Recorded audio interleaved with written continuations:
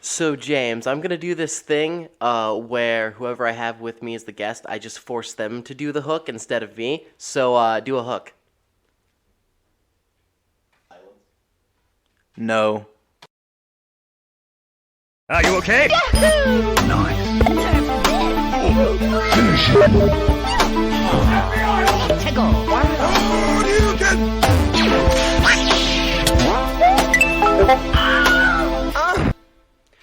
Hi, welcome to the Perfectly Average Guys podcast. My name is Jackson Cartwright, and my opinions don't matter. With me here today is the James of the Wilhoft.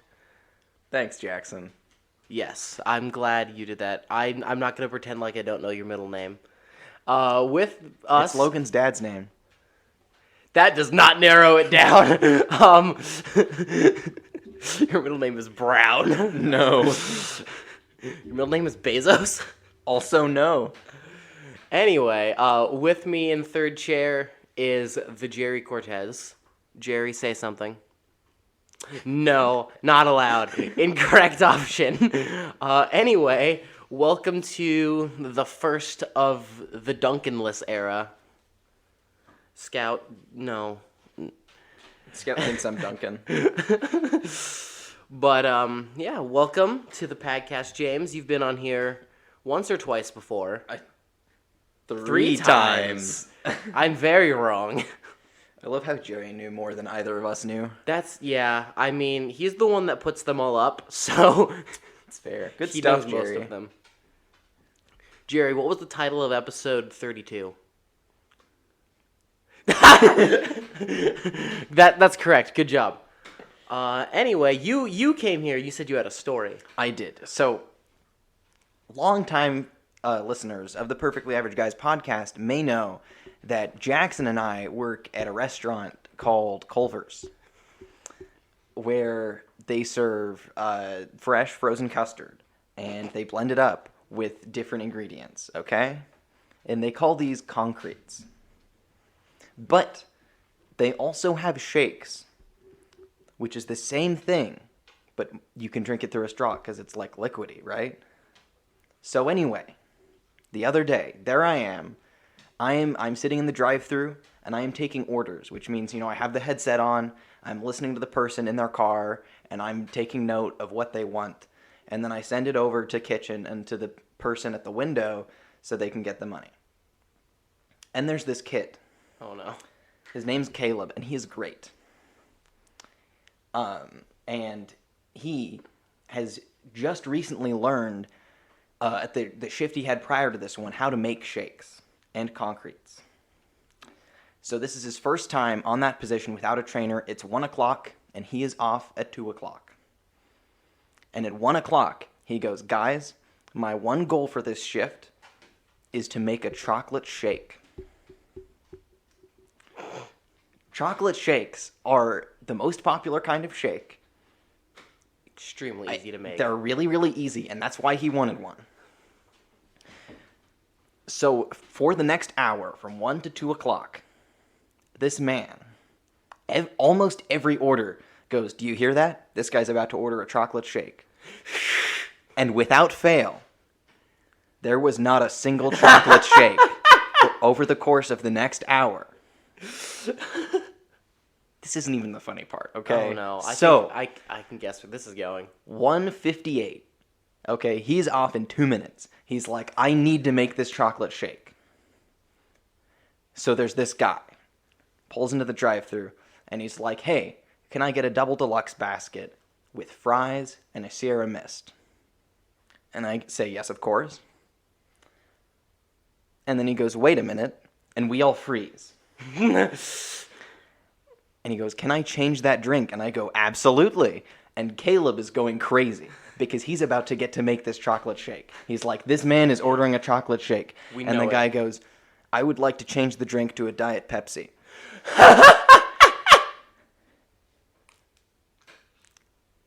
There were tears in Caleb's eyes. And rest in peace, Caleb. So then it's 2 o'clock, and he clocks out and leaves. 2:02. So he goes to the back. He puts his apron up, and as he's coming back up to the front area, and he's about to leave, another order comes in. And before I go to take their order, I turn to my coworkers in the drive-thru, or as we call it, the cave, and I say, guys, this guy's gonna order a chocolate shake. And as Caleb walks up, this man, can I get one chocolate shake, regular? That's it. Caleb sees us all dying of laughter. And he says, what's so funny? We point to the shake screen where you can see prominently shake, regular, chocolate. Did he cry? Did he spend his day crying? I'm sure. His older brother confirmed that later, actually. His older brother also works at Culver's, for context. Who's his older brother? Oh. They're related. Yeah.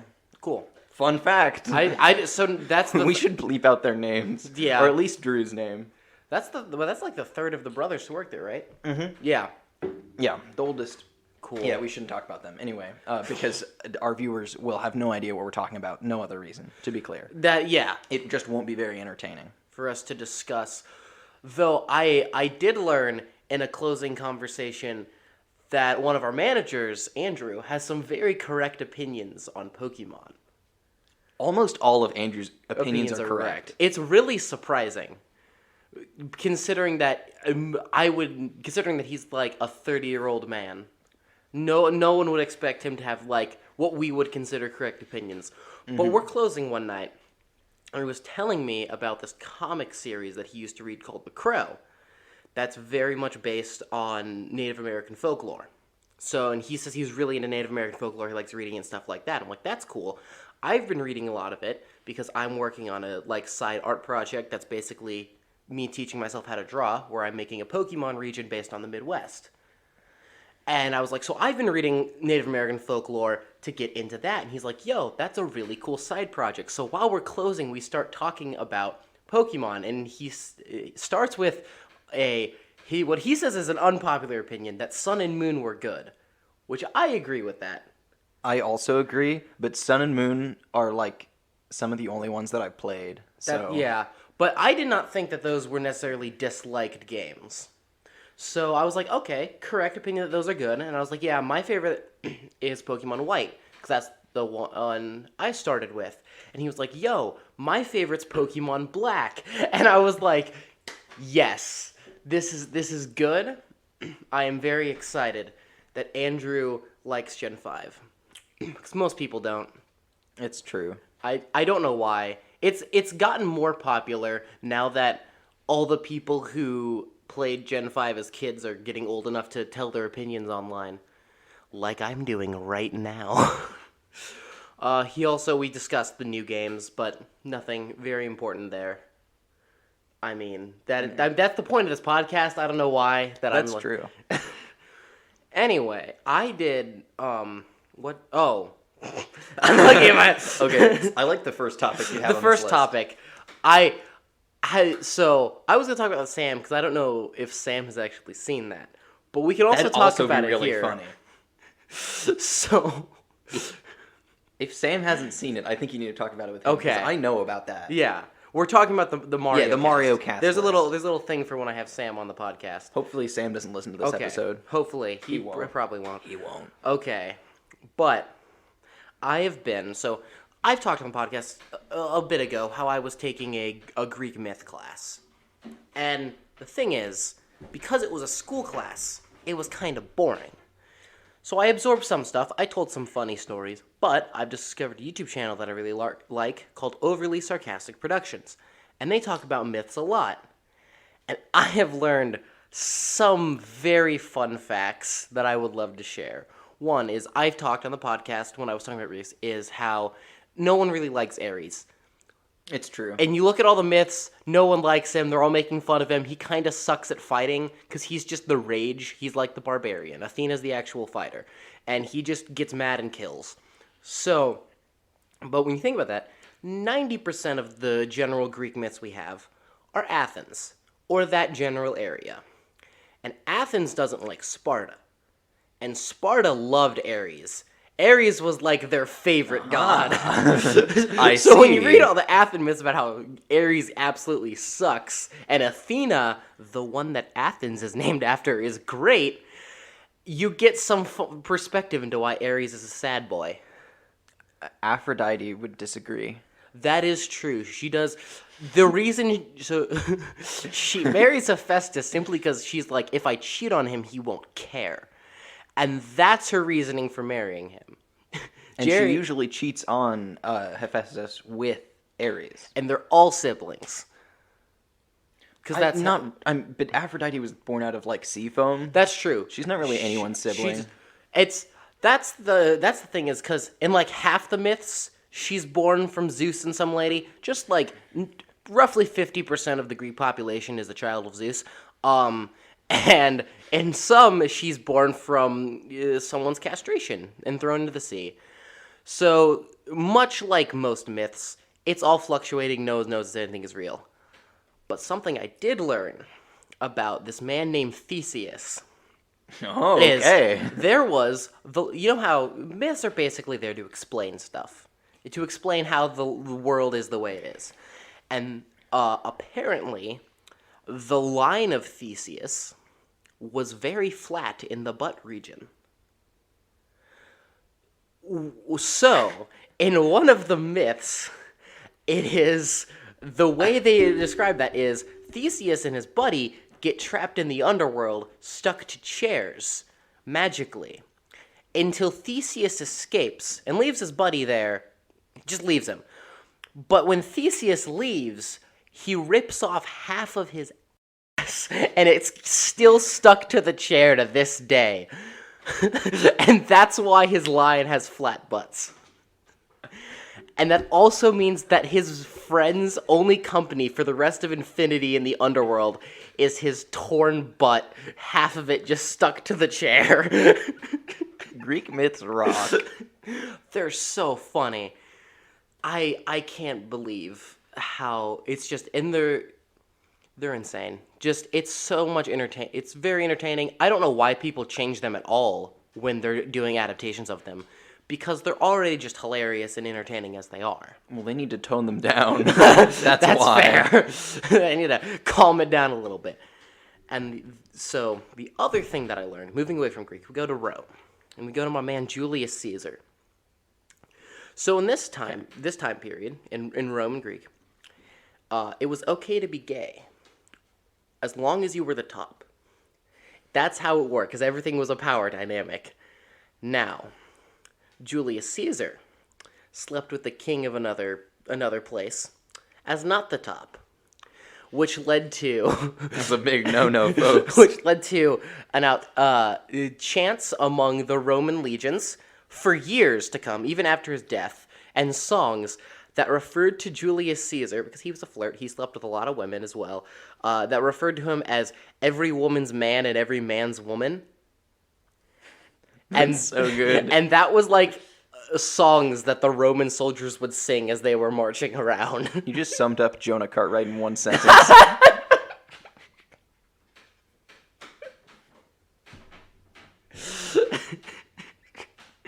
Jonah is Julius Caesar? I don't know why we didn't think of this before. Yeah, it's so clear. I mean, he hasn't gotten stabbed yet. Maybe that's why. That's true. Wait, will Jerry be the one to stab Jonah? Probably. There's a good chance. He agrees. E2 Jerry, and then he just pulls a knife out of his mouth and just guts him. Thank you, Jackson. Well, I have to continue the fact that I'm a psychopath. That's all the topics that is canon. It is true. Jerry specifically edits it to make it seem like I'm insane. No, he doesn't.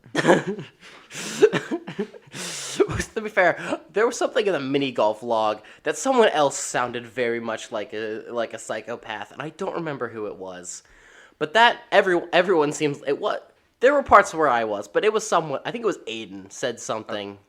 I don't know. The mini golf log is chaos. I didn't watch the mini golf log. It's pure chaos. Everyone, you should go watch it. It's insane. Or if you want better content, you should watch Mentality Bowling. That is true. Also watch that one.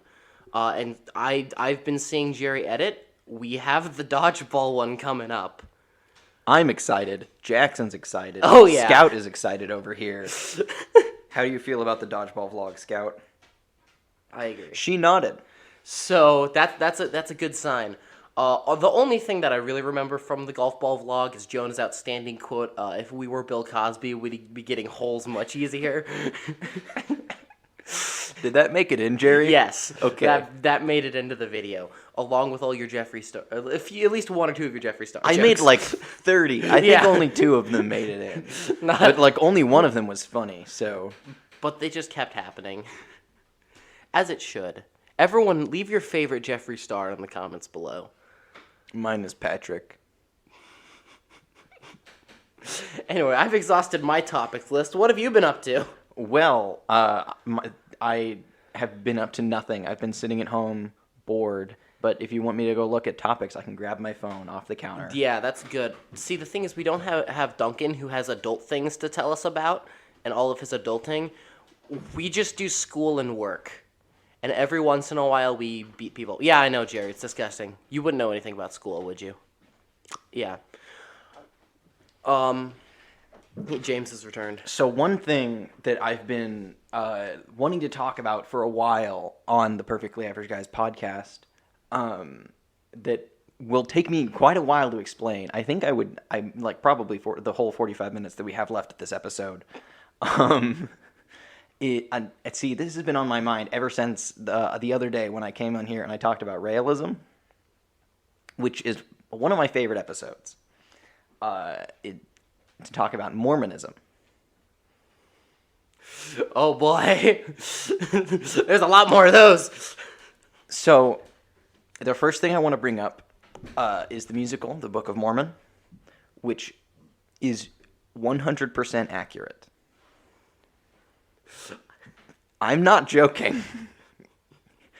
The musical itself, everyone except the Josh Gad, I don't remember his character's name, everyone else is totally correct about Mormonism the whole time. Which is very funny to me because the musical is totally insane. So Mormonism was started by this guy, Joseph Smith. And he was a white man in America, in the Holy Land of Rochester, New York. And this was back in biblical times, 1823. And so my man here, Joseph Smith, one day, well, let me back up a little bit. Joseph Smith was something of a charlatan. He had a hat, and he would take a magic rock, and he would put it in the hat, and then he would put the hat over his face, and then he would tell people that because he did that, he knew where to find buried treasure. To our knowledge, he has a 0% success record. But this practice was illegal. So he got in trouble for it, and he had to stop. So the government comes in. They're like, hey, Joe, you can't be looking in hats anymore and making people pay you to tell them where they'll find buried treasure. And Joe was like, okay. But then one day, God shows up. God is like, hey, Joe, I need you to go dig a hole in your backyard. And Joe says, why? Because God put a hat to his face. Well, God said, do it. So Joe, he goes, he digs a hole. In this hole, he finds a set of golden plates in an entirely unknown language. And It's in the language of the rail, excuse you. Okay, unknown to the people of the planet Earth. People on other planets don't count for purposes of this explanation. And no matter how much we joke, by the way, it's not connected to realism at all. That'd be pretty epic if it was, though. Anyway, he finds these golden plates, which allegedly contain the Book of Mormon. And he also finds magic eyeglasses that would help him translate the secret language of the aliens from the planet, the Aloha, the Elohim is the plural, and he takes them home. But allegedly he was chased, So he ran home carrying the golden plates. Who chased him from his backyard to his house? Cops. Well, he's living in the country in 1823. He's got a large backyard, to say the least. The cops like, you're not allowed to have glasses and magic plates. So anyway, well, probably a lot of the issues that are arising at this point are just me explaining it poorly. But anyway, Joe, he runs home. You're explaining it perfectly correct. We all know you used to be Mormon, therefore That's you true. know it perfectly. So he runs home with these golden plates, which, by the way, we now have replicas of. And we actually have the replicas that are in existence are made out of lead that are made to look like gold. They weigh 200, 300 pounds. And lead is lighter than gold. So they would have been real heavy. Nobody's running home carrying golden plates containing the Book of Mormon. Not unless you were a jacked Mormon man who spent all his days sawing down trees in 1823. Dang it! So anyway, he runs home with these golden plates. And then he translates these, the golden plates, but actually he doesn't use the magic eyeglasses that he specifically found for the purposes of translating these. He uses the hat and the magic rock that helped him find treasure before. And I don't know why he didn't just use the glasses, but anyway. He's like, I could use this convenient magic item. Let's see if I can cast a spell that'll do it instead. Exactly. So he translates these, and he uncovers a book. Now, this book says that many, many years ago, there were Jews who went from Israel to America. To escape Hitler. That was entirely wrong. Well, I mean, this is 1823, Jackson. Yeah, they left in 1756. Okay, so anyway, aside from any anti-Semitic jokes that Jackson will make, Duncan would approve. That's all I'm going to say. Anyway, these Jews... So it turns out, this is a huge plot twist, by the way, that actually, that when the New Testament talks about Jesus, he is in America. Because Mormonism is the all-American religion. And, you know... Hey, they had to consolidate with white Catholic Jesus somehow. It's true. So, to summarize, the Jews went to America, and Jesus is Uncle Sam. So anyway, this man, Joseph Smith, he starts this religion, but everyone hates him because he's kind of a creep. So he leaves Rochester, New York, and he's like, listen, guys, God told me Zion is in Missouri. So he goes to Missouri. Who is Zion? Heaven on earth, Okay. basically. So it's the promised land. Okay. Yeah. So he goes to Missouri, where the promised land is. Specifically, I believe, Independence is where it is. Anyone from Independence, Missouri, can you confirm, is it the promised land? So now, Joe, he was a funny guy, okay? So first of all, Joe, he's a married man. But he got a little jealous one day of this other man's wife. And he was like, you know what God says? God says that I'm supposed to be married to your wife. And also my own wife at the same time. And then the other guy just believed him. There's enough polygamy in the Bible for that to pass. Exactly.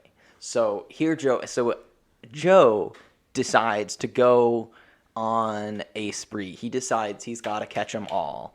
And yes, my new favorite Pokemon game, Pokemon Mormon and Pokemon Catholic. So here Joe is. He's marrying all these women. And he I goes... like how everyone just believes him. Exactly. Well, because he is the divine hand of our Lord and Savior, Jesus He's Christ. gotta do something with those divine hands, let me tell you. So Joe, he gets to Independence, Missouri, with all of these newly single men and all of his wives. And when he gets there, the people don't like him very much because he's trying to steal all their wives and other things. That sounds like actually an amazing plan. Is you get people who will believe you when you say that God says to marry their wife. Then you take all of them, all of those now single men, to a new town, and they get remarried, and then you just tell them the same thing again, and loop that. Outstanding move. So these people here in Independence, Missouri, they don't like Joe very much. So they send him and the Mormons on their way because actually the Promised Land is in Salt Lake City, not in Independence, Missouri, like God said before. It's actually in Salt Lake City because the people in Independence aren't very nice.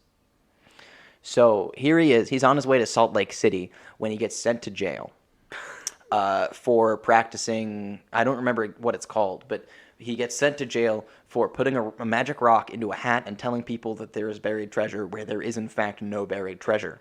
Divination. And Joe does not particularly want to be in jail. So he leaves and he gets a gun and he shoots some people, and then the people shoot him back and he dies. But before he dies, he says, I want the leader of the Mormons to be my buddy, Brigham Young. So this new guy, Brigham Young, right, he comes in, takes over for Joe, marries probably more women than Joe ever did, and Rest in peace, Joe. But since his name is Joe, that does mean we can rewrite this entire first thing into a season of JoJo's Bizarre Adventure. Joseph Joestar. Joseph Joe Smith. Joseph Joe Smith creating Mormonism as a Outstanding move. Perfect. He can marry all the women. All of them can be fully developed characters, like in the show that has fully developed characters. True. That is what JoJo's Bizarre Adventure is known for. It's fully developed characters. Like Joseph Joe Smith. So anyway, at this point, Joe is dead. Brigham Young is in charge. He's taken the people to Salt Lake City. And at this point, Utah is not a state. It's just a territory. So the Mormons, they go to Utah, the Promised Land, and they hang around there for a while, and they all marry plenty of women. And then Brigham Young one day is like, hey, it'd be pretty cool if we were a state. And the U.S. government is like, hey there, it'd be pretty cool if you didn't have 15 wives each. And Brigham Young, the prophet of our Lord and Savior, Jesus Christ, has a vision. And God says to Brigham Young, you remember how I told Joe all those years ago that he should be married to all those different women? I've changed my mind. Actually, you should only have one wife each. So Brigham Young is like, guys, God has forced my hand. I have to outlaw polygamy. So they kill all but one of their wives. Easy. No, but I mean... Okay, I don't know what... solve the problem. I don't know how to follow that up. But they get to become a state. But some of the Mormons are like, God, he doesn't go back on his word like that, okay? When God says he wants me to have 20 wives, he means it.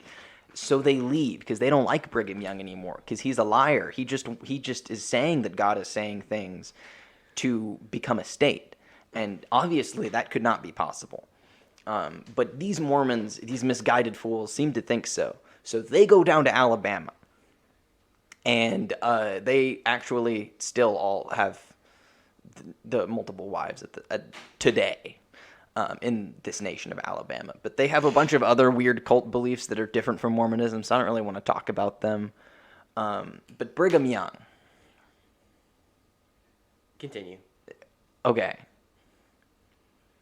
So I'm wrapping up here. I'm coming to the end. But one day, these settlers, they're traveling to California. And they decide that they want to go through Utah.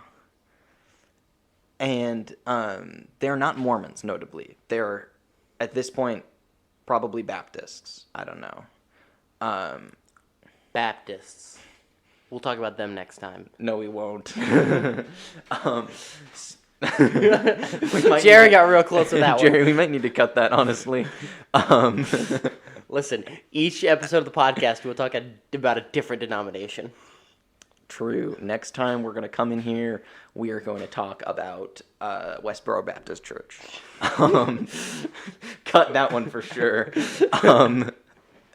Anyway, these settlers, they're traveling through Utah, and they're like, hey man, we've run out of food.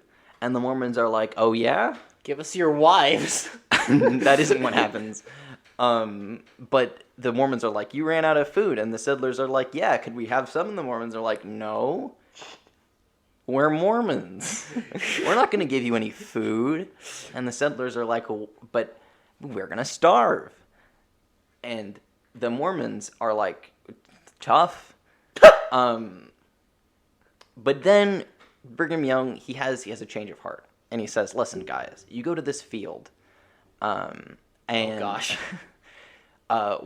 we're not going to let you like come into our communities and stuff because we're Mormons and you guys aren't, so you can't really be like in our cities and stuff, but you can go to this field and we'll bring you guys some supplies so you don't die on your way to California. And the settlers are like, well, that's a pretty cool deal. So they go to this field, and then they all die. And it was blamed on Native Americans, but actually it was the Mormons that killed them all. And then they planted evidence that the Native Americans did it. And Brigham Young was there. So Mormons are not based. And that's it. That's all I have on Mormons. Mormons are cringe and not based. Are modern day Mormons responsible for those deaths? No. Well, I mean, not according to them. I mean, that's kind of that depends on how you want to take generational responsibility.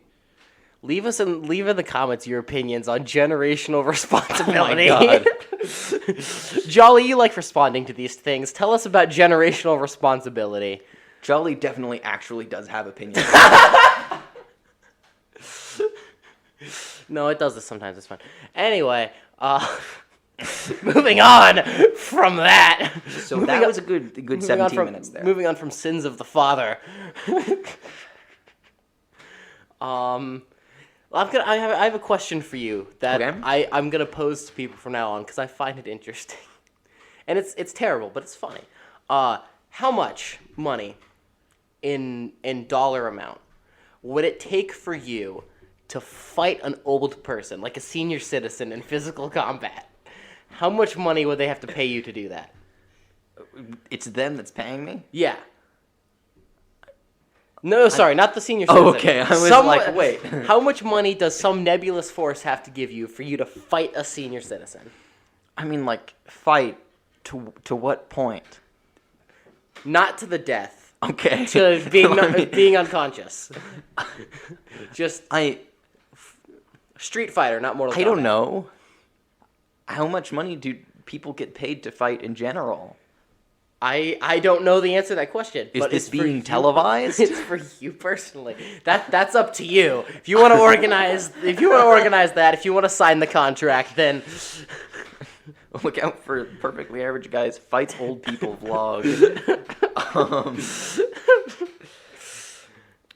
I don't know. Like, an amount of money. I don't really. You'd have to pay me a lot to fight anybody because I might lose. But like an old person, I feel like I'm pretty confident I could win. I feel like Kai, he'd be like 50 cents. yeah, Kai would not be much. Kai's prices are low for anything. For fighting, For fighting, even lower.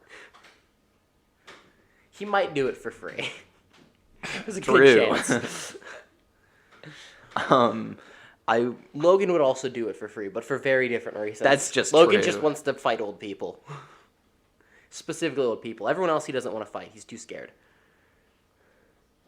Yeah, that's just a fact.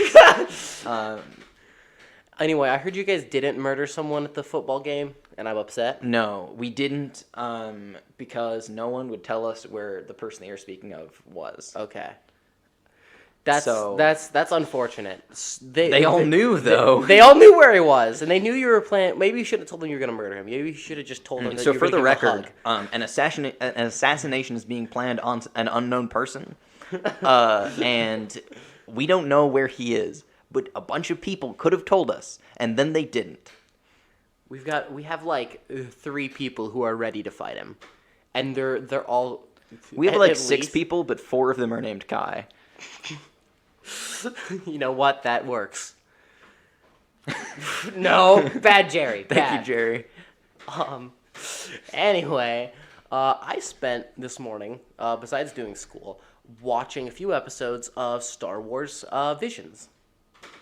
How was it? I haven't seen any of it. The first episode is outstanding. So for those who don't know what Star Wars Vision is, it's basically they got a bunch of people who are like, you made anime, make it Star Wars.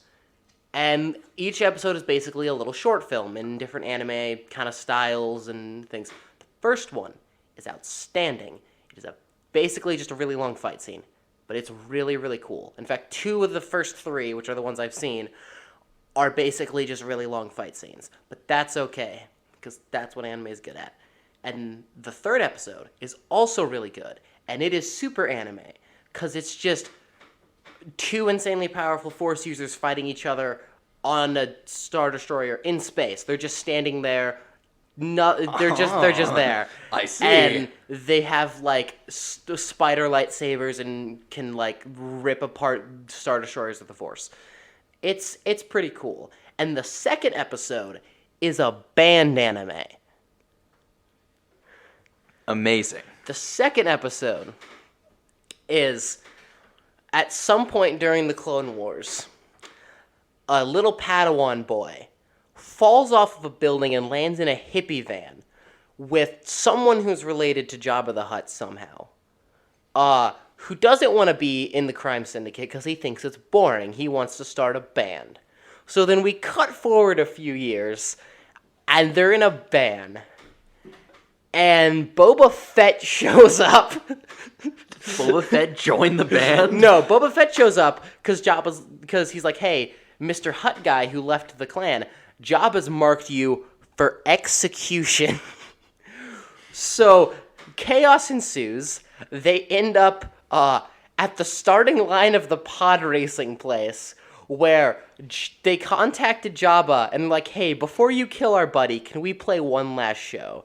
So all the people who showed up for a public execution instead get a full musical, a full song that's like 2 minutes in this episode that ends with all of them liking it so much that Jabba the Hutt becomes the band's first sponsor and doesn't kill the Hutt. I need to watch this yesterday. Now, this episode is very funny because it's not like it's not super cool. It's just funny. It's so anime. And the little Jedi boy has like blue spiky hair that like goes down and then becomes spiky. Heck yeah. The first episode has my favorite animation because it's 2D backgrounds, the characters are 3D. Everything is in black and white except for any lights, such as lightsabers, laser fires, droid lights. Other than that, it's all in black and white, and it all has like kind of that old film where there'll be randomly like lines and stuff like that. Because for those who don't know, George Lucas was heavily inspired by old samurai movies. So basically, we're just like, let's just reverse that and just throw 2 people with lightsabers in an old samurai movie. Like, it looks so samurai. The main character in it is literally just is just a samurai guy with a sword. His little droid has like a little straw hat that he wears. It's a little astromech. It's cute. It is just really well done action because it's all like looks really cool. But yeah, it's actually, I was excited. I enjoyed it. I did not know it was an anthology series until I watched the first episode. And I'm like, this isn't going to be every episode because I distinctly remember seeing color everywhere in the first trailer. So, yeah, and the evil lady in that one has one of the coolest and craziest lightsabers I've ever seen because she sticks it in basically what looks like an umbrella without any, without the actual cloth part, and when she turns it on, one pops out of each of the umbrella spokes and it spins around. And she kills... That's amazing! She kills a dude by... She has the umbrella, like, in the down position, stabs it through him, and then activates it so it splits out. That's so cool! And it's really awesome. She doesn't use it for the fight against the main guy because she underestimates him and throws it away, but she uses it to kill a bunch of bounty hunters. So it's really cool. But yeah, it was a very awesome episode. I need to watch this show. When I heard Star Wars anime, I was like, oh, we'll see. But no, it's been actually really good so far. And even when it's, like, not as engaging of an episode, it's still really funny because it's a Star Wars band anime. Which, like... That sounds like just the best thing. It's really funny. Because Star Wars band anime is not something anyone ever thought would exist. Imagine going back in time. People had just walked out of the theaters of episode 4. And you're just like, hello there. One day, there will be a Japanese-inspired cartoon set in this universe where they have flamethrower guitars and a kid uses one of those lightsabers like a mic. 38 years from now, there will be a TV show inspired by Japanese animation, which features Jabba the Hutt's brother or relation in some capacity starting a band, and then Jabba tries to kill him, and the band is just so good that he doesn't. That's weird. And the name of that episode is Tatooine Rhapsody. That's so much better. Oh my god. I saw the title and I was like, oh, yep, this is going to be a band anime episode.